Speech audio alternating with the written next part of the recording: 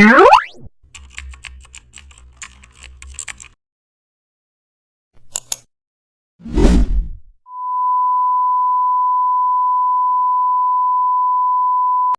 back to the channel. Don't forget to like, share and subscribe for more updates. Today we are diving into an exciting tutorial how to design old music art in Photoshop.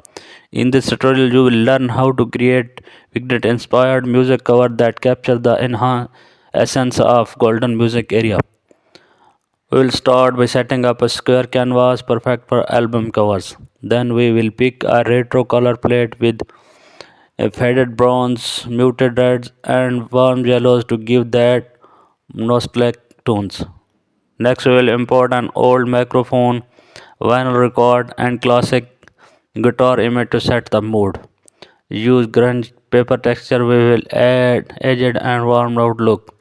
We will experiment blending modes like multiply and overlay.